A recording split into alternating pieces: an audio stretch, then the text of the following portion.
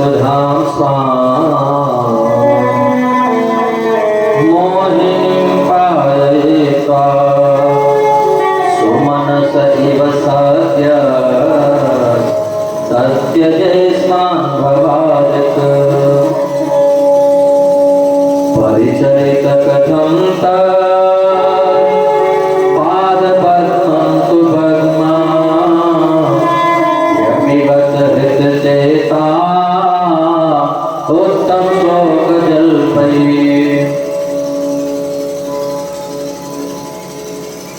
भंवरे को बहुत कुछ कहा, भंवरा काला है, कृष्ण भी काला है। अरे क्या बिगाड़ा था बाली ने, छुप करके बाण मारा। बलि ने क्या बिगाड़ा था, सब कुछ लूट लिया। नारद जी क्या बिगाड़े थे, शादी करने गए और पत्नी को लेकर के 9-11 हो गए। बोलो राधे राधे। जितना सब कुछ था सब गोपियों ने भंवरे के माध्यम से सब बात कह दी। ये छलिया है, कपटी है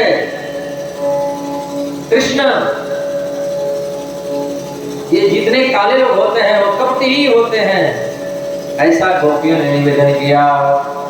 भंवरे को जो कुछ कहा, फिर हाथ जोड़ करके बोले, हे भ्रमर, जो कुछ भी हमने कहा है इसको अन्यथा मत लेना। एक बात बताओ, गोविंद हमारी याद करते हैं कि नहीं? कृष्ण हमारी याद करते हैं कि नहीं? एक बार गोविंद हमारी याद कर लेते होगे तो हम समझ लेंगे कि हमको सब कुछ मिल गया।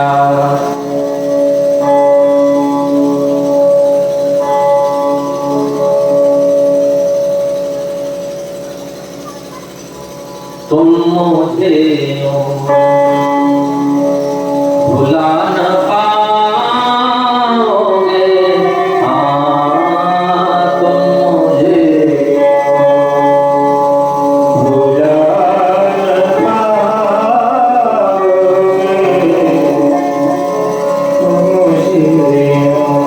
जब कभी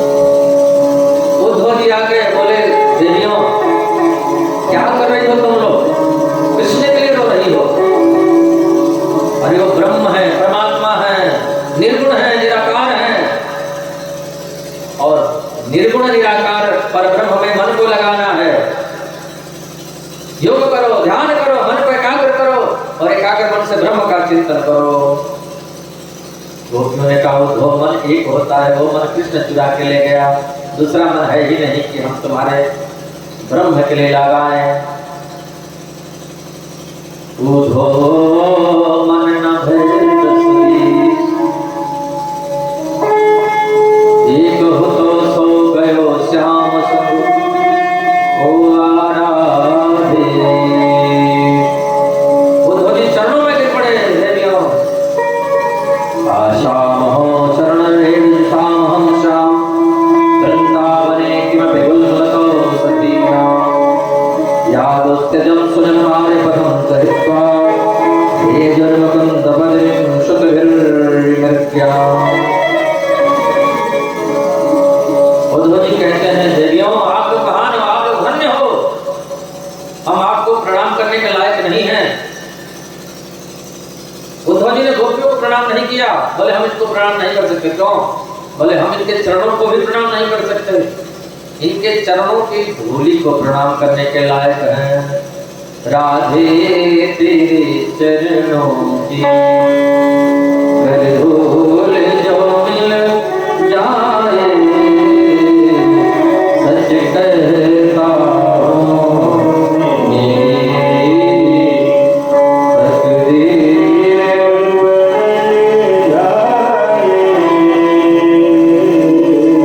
राधे तेरे चरणों।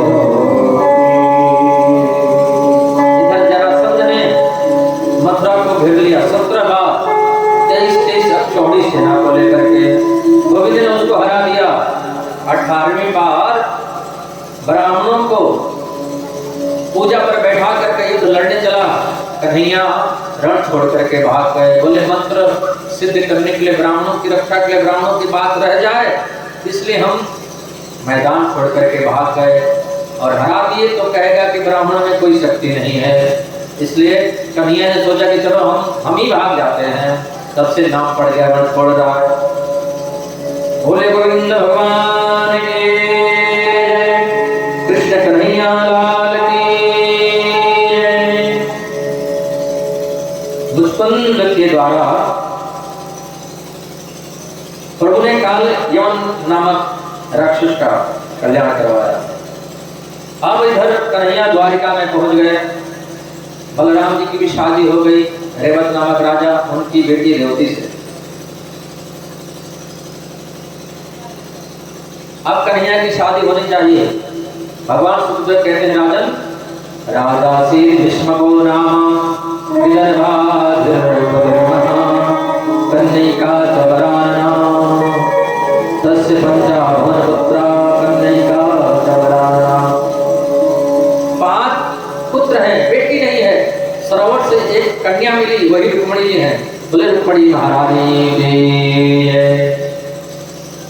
रुक्मणी जी ने कन्हैया को पत्र लिखा, हे कन्हैया हम जब गिरजा पूजन करने जाएंगे वहीं आना, बारात लेकर के हमको लेकर के चले जाना।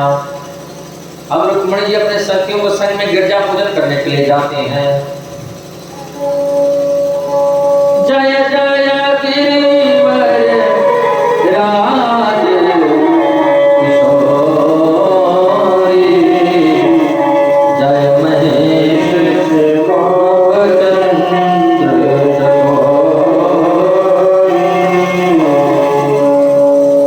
जय गज बदन सटानन।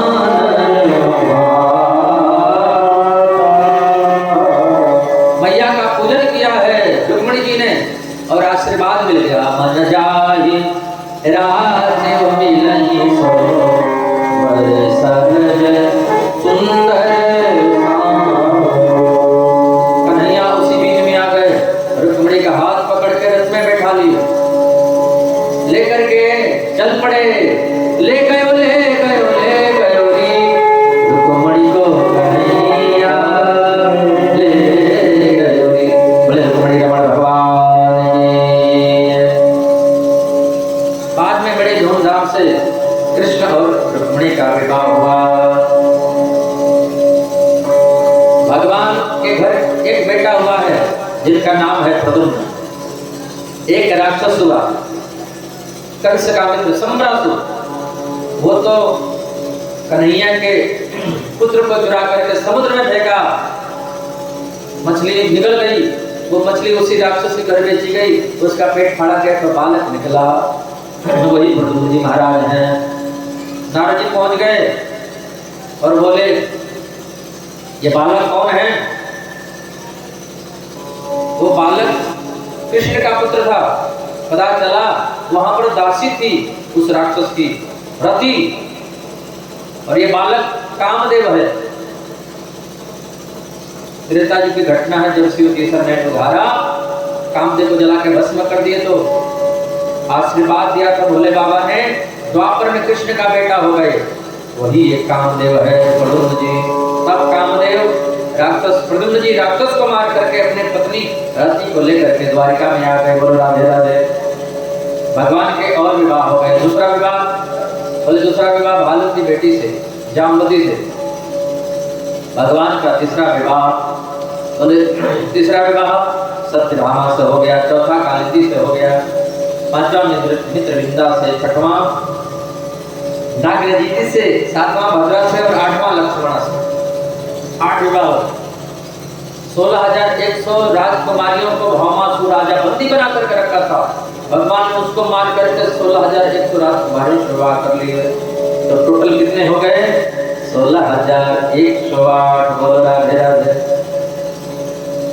आओ, एक पत्नियों से 10-10 पुत्र हुए हैं, तो 16,108 पत्नियों से कितने पुत्र होंगे? आप लोग बड़ा भाग कर लेना। बोलो राधे राधे। भगवान बड़े आनंद से सब पत्नियों के साथ में रहते हैं, एक ही साथ सब पत्नियों के साथ में जाते हैं और किसी को पता नहीं चलता, इतने रूप बना लेते हैं। नारद जी आए हैं भगवान का दर्शन करने, गृहस्थ आश्रम का दर्शन नारद जी ने किया, आश्चर्यचकित हो गए। इधर अनिरुद्ध जी का दूसरा विवाह बाणासुर की बेटी से हुआ। आपस में भगवान शिव से और कन्हैया से थोड़ा युद्ध भी हुआ। भगवान समय समय पर अपने पुत्रों को शिक्षा भी देते रहते हैं।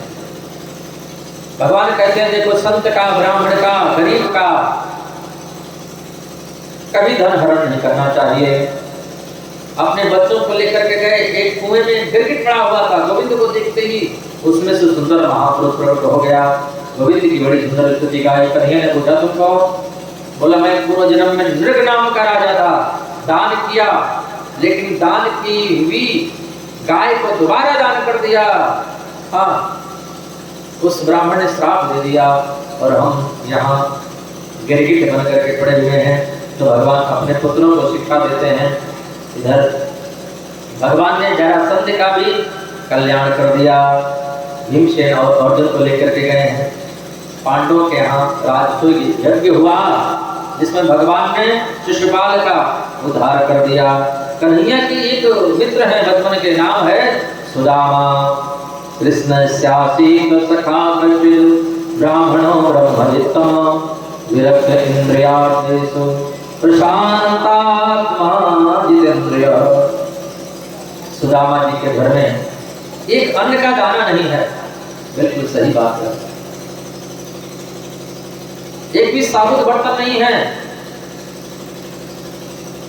बिल्कुल सही बात है। धोती फटी हुई है, एक भी वस्त्र नहीं है। बिल्कुल सही बात है। पर सुदामा जी दरिद्र हैं, बिल्कुल गलत बात है। गरीब हैं, दरिद्र नहीं है। दरिद्र कौन है? जिसके पास धन है और संतोष नहीं है। बोलो राधे राधे। जब आवे संतोष धन सब धन धूर समान। जब आवे संतोष धन सब धन धूर समान।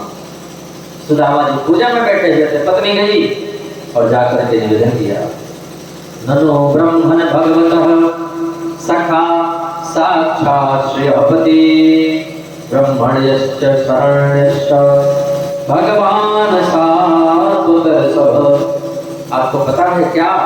आपके बचपन के सखा श्रीपति हैं, लक्ष्मी जी के पति हैं।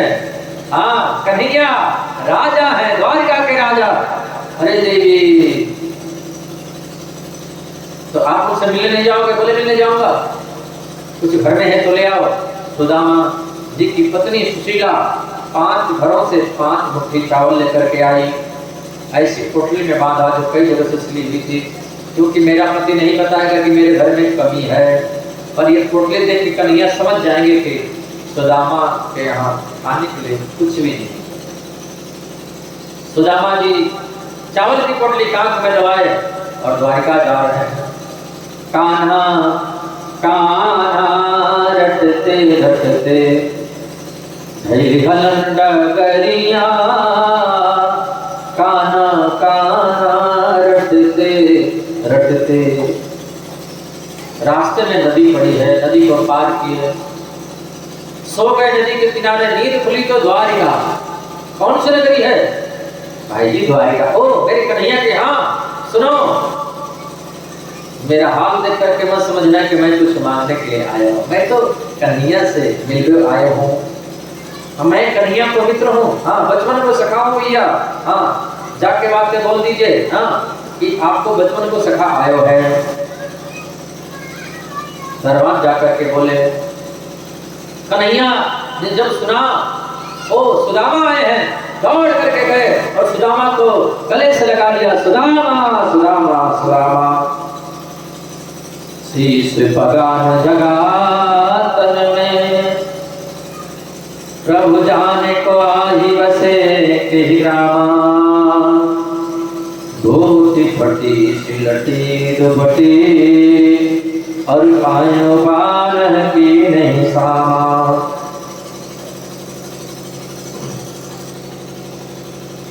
देखी सुदामा की दीन दशा, करुणा करके करुणा निधि रोए।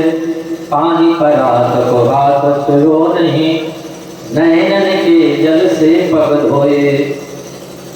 ऐसे बेहाल बेवाइन सो पग, कंटक जाल लगे पुनि जोए। आय महादुख पाय सखा, तुम आए तैन कित दिन कोए। कन्हैया अपने अश्रों से सुदामा के पैर का प्रक्षालन कर रहे।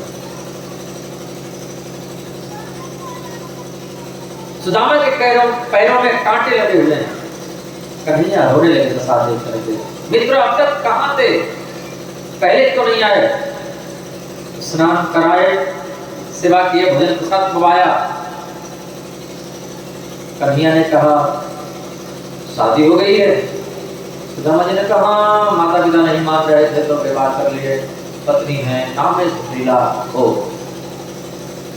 भाभी ने कुछ भेजा है। सुदामा जी चावल के पोटली कांख में दबाने लगे। क्यों? बोले पत्नियां देखेंगी तो सोचेंगी कि मित्र बनता है, और केला नहीं लाया, अनार नहीं लाया, सेव नहीं लाया, चावल लाया है। इसलिए सुदामा जी संकोच में चावल की पोटली कांख में छुपा रहे हैं। कन्हैया समझ गए हो मेरा सुदामा तो बड़ा भोला है। भगवान तो मन को देखते हैं, धन को नहीं देखते हैं। मन कैसा है इसका, भाव कैसा है, क्योंकि भगवान भाव के धोखे हैं। भाव के बस में है भगवान, भगवान भाव के धोखे हैं। चावल की पोटली लेकर के कन्हैया पहले मुट्ठी खाकर कुटिया महल बनाई। दूसरी मुट्ठी से ब्राह्मण ने अतुल संपदा पाई। तीसरी मुट्ठी उठाई, रुक्मिणी जी ने रोक लिया, हमारा अधिकार है, ये जी दे दोगे। धन्य धन्य ये अमर मित्रता होवे तो ऐसे होवे। सुदामा को भगवान ने क्या दिया, सुदामा जी को पता नहीं चला। सुदामा जी गए, जा करके देखा झोपड़ी थी, वहां पर तो द्वारिका जैसा महल खड़ा है। सुदामा मंदिर देख डरे। सुदामा घर पर रह करके भजन करने लगे। कुरुक्षेत्र में यज्ञ हुआ है। यज्ञ में ब्रजवासियों से, नंद बाबा से, मैया यशोदा जी से कन्हैया की मुलाकात हुई। वहीं यज्ञ में कुरुक्षेत्र में मुलाकात हुआ है। एक राक्षस वृकासुर भोले बाबा का भक्त हुआ। भोले बाबा से वरदान मांगा, जिसके सिर पर हाथ रखूं जल करके भस्म हो जाए। भोले बाबा ने वरदान दिया तो भोले बाबा के पीछे लग गया। भगवान विष्णु आए, और उस राक्षस से भगवान भोलेनाथ को मुक्ति दिलाई। बोले शंकर भगवान की जय। इधर यदुवंशी बालकों ने संतों का अपराध कर दिया। जामवती के पुत्र सांप के पेट में कपड़ा लपेट करके गए और संतों के सामने बोले इसको बेटा होगा कि बेटी। संतों ने श्राप दे दिया, न बेटा होगा न बेटी, इससे एक मुसल पैदा होगा जो तुम्हारे पूरे वंश का विनाश कर देगा। तब से कोई संत लोग नहीं आते। नारद जी आए वसुदेव जी के पास में। वसुदेव जी ने नारद जी से 3 प्रश्न किए भक्ति के बारे में। मनुष्य के कल्याण का मार्ग क्या है, भागवत धर्म क्या है? दुर्लभो मानुषो देहो देहिनाम क्षणभंगुरा। नारद जी कहते हैं भक्ति की 3 धारा है, विश्वास, संबंध और समर्पण। भगवान में विश्वास हो, पक्का भरोसा, भगवान से नाता जोड़ लेना, भगवान को बेटा बना ले, भगवान को पुत्र बना ले, पिता बना ले, कुछ भी बना लो। नाता एक राम जी से, नाता एक राम जी से, दूजा नाता तोड़ दो। जाही विधि राखे राम, ताही विधि रहिए सीताराम, सीताराम, सीताराम कहिए। 3 प्रकार के भक्तों का वर्णन है। माया का वर्णन है, 3 प्रकार की माया है। कर्म का वर्णन, कर्म, अकर्म और विकर्म। नवदा भक्ति का वर्णन करते हैं भगवान सुखदेव। देवता लोग भगवान के पास में गए और बोले प्रभु आपके जाने का समय हो गया है। भगवान ने कहा अभी सबसे बड़ा पृथ्वी का भार अपना ही यदुवंश है। उद्धव जी पहुंच गए, प्रभु आप जाने वाले हो, हमको कुछ ज्ञान दो। तब भगवान ने उद्धव को बड़ा सुंदर भक्ति का ज्ञान दिया, ज्ञान का ज्ञान दिया, वैराग्य का, हाँ भक्ति के बारे में बताया। हम मिलते हैं भक्ति से, ज्ञान से नहीं मिलते हैं। जाते की द्रमो में भाई सोम भक्ति भगत सुखदाई। वैराग्य का वर्णन है, 3 प्रकार का वैराग्य, मरकट वैराग्य, संस्थान वैराग्य और सत्या वैराग्य। गुरु 3 होते हैं, शिक्षा गुरु, पुरोहित गुरु और दीक्षा गुरु। जो मंत्र कान में देते हैं वो दीक्षा गुरु होते हैं। दत्तात्रेय जी के 24 गुरुओं का वर्णन है। दत्तात्रेय जी ने 24 गुरु बनाए, पृथ्वी को, वायु को, आकाश को, जल को, अग्नि को, कबूतर को, अजगर को, सागर को, बदन को, मधुमक्खी को, वज्राज को, भंवरा को, बच्चे को, चंद्रमा को, सूर्य को, हिरण को, पुरन पक्षी को, सर्प को और अंतिम गुरु बनाए शरीर को। दत्तात्रेय जी के 24 गुरु हैं। 24 गुरुओं से दत्तात्रेय जी ने सीखा। इधर अणिमा, महिमा, लघिमा सिद्धियां भगवान बताते हैं। विभूतियों के बारे में बताया। सतयुग, द्वापर, त्रेता, कलयुग में मैं सतयुग हूँ, धातुओं में मैं सोना हूँ, पुराणों में मैं श्रीमद् भागवत महापुराण हूँ। ये भगवान अपनी विभूतियां बताते हैं। 4 प्रकार के वर्णाश्रम का विवेचन है। अंत में बताया भक्ति सर्वोच्च है। इधर यदुवंशियों में विवाद छिड़ गया, सभी यदुवंशी आपस में लड़ झगड़ करके मर गए। 10-20-50 बच्चे हो गए। भगवान भी किसी को मित्र बनाकर किसको धाम चले गए। बोले कृष्ण कन्हैया लाल की जय, राधा रानी सरकार की जय। 12 स्कंद में ज्ञान, भक्ति, वैराग्य का निरूपण है। कलयुग के राजाओं का वर्णन है। हाँ, 6 कल्पों का वर्णन है मार्कंडेय जी के। सर्ग, विसर्ग, स्थान, पोषण, पोति, मनवंतर, कथा, शांत, निरोध, मुक्ति आदि का वर्णन है। आज 7वां दिन है। भगवान सुखदेव ने कहा परीक्षित आज अंतिम दिन है। 7 दिनों से मैंने तुमको कथा सुनाया, तुमने जो प्रश्न किया मैंने उत्तर दिया। मैं तुमसे आज एक प्रश्न करूंगा, क्या तुम मरोगे? परीक्षित ने कहा हम आत्मा हैं, आत्मा न जजाना न मरिष्यति, हम नहीं मरेंगे। तक्षक आया और परीक्षित के शरीर को डसा। उससे पहले परीक्षित शरीर को छोड़ करके भगवत धाम जा चुके थे। बोले सुखदेव भगवान की जय। बाद में जन्मेजय ने यज्ञ भी आदि करवाया, संतों ने मना किया और आज कथा का विश्राम दिवस है। अंतिम श्लोक हम लोग बोलेंगे। किसी दिन कथा में न आए हो या कोई दोस्त हो, कथा मतलब कथा सुनने में कोई भूल हो गई हुई, कोई गलती हो गई हो, अंतिम श्लोक बोले तो इससे सब माफ हो जाता है, दोष नहीं लगता। आइए सब लोग बोलेंगे, नाम संकीर्तनम यस्य सर्व पाप प्रणाशनम प्रणामो दुःखशमनः तं नमामि हरिं परम्। बोले कृष्ण कन्हैया लाल के, भागवत भगवान के, राधा रानी सरकार